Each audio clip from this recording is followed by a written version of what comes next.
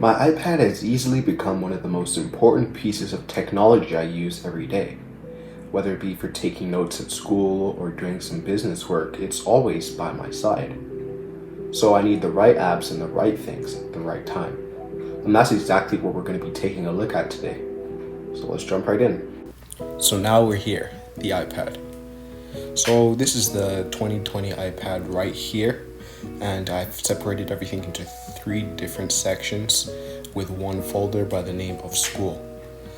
So just to begin with, so on the first page I have many of the basic things that you would normally have on an iPad, such as the Measure app, clock, FaceTime, notes. Moving on to here, we have shortcuts. We have reminders there also. Spotify is also, I find it useful to have on my iPad. Remote desktop actually here is a neat app that I use to control my Windows laptop. So if I'm at school and I ever forget to send myself something, I can just hop on here and just control my desktop right from here. It's not really good from working, in a working perspective, but if you just want to send emails, it's pretty good. So now just moving on, below remote desktop, I have a folder by Miss Calness. It just has iTunes Store and music. They're just 2 apps I rarely ever use. That's why I just keep them together there. Back there we have tips. We have Power School is a place I used to check my grades. Not very good. But basically here I have Apple Store as well. Here's where I actually got this iPad from. I bought some AirPods here as well. It's a very useful app, and I find it pretty impressive. They have a app solely dedicated to buying their products on their devices, so it's pretty good. So moving down to Twitch, catching up on the latest games. Sometimes here, I'm not really a big fan, but sometimes I just tinker around here.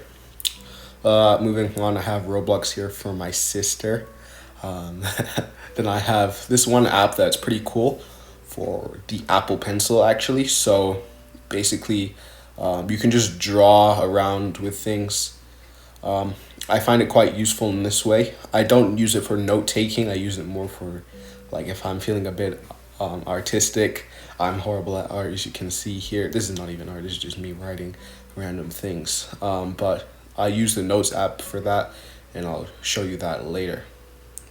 Has a nice dock where you can put it back, but sometimes I miss it. So basically moving on, here I have Clips below there. It's a nice app. Here I have Notion as well. So Notion is an app that I find very useful in terms of organizing my day, like morning routines, organizing any phone calls I have to make, things like that, schoolwork. Here, work harder section, I have things dedicated, do now, do soon, business, YouTube. So it really works well in that perspective. On the top, I have Find My. I want to get AirTags, so I can use it with that. Have Numbers. I haven't really used Numbers or iMovie. Zoom I have there.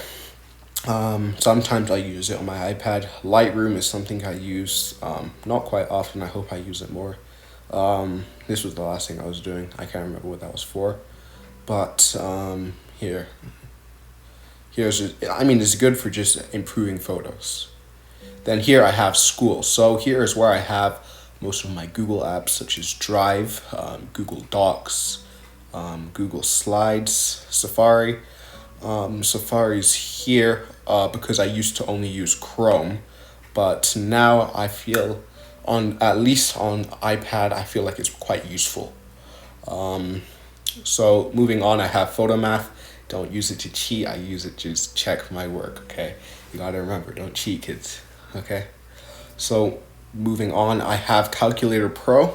It's because the iPad doesn't have its own calculator, I had to settle for this. It's horrible. I mean, look at this. What is this? What is this? Sometimes we're just chilling, and stuff like that happens. So it's kind of messed up. That's why I don't use it. I just tend to use my phone for a calculator. So then I have a game, Keynote. Premiere Rush is something I use when I don't really want to go on my computer and hop into Premiere Pro. It's just a really dialed down version of it. It's just good for slapping things together really quickly. Here's this one video I was working on. Not sure if I'm gonna put it out or not. I guess we'll find out. I guess you should see in a few weeks if this comes out. So moving on, I have Asphalt 9. It's a nice game. Pages is something that I'm hoping to use more. Pages or Evernote. But like, just look at it. I don't like the fact that you have to click into a square before you can start writing. It just seems like too much of a hassle for me. But I mean, maybe if I get used to it, maybe it's something I can end up using in the long run.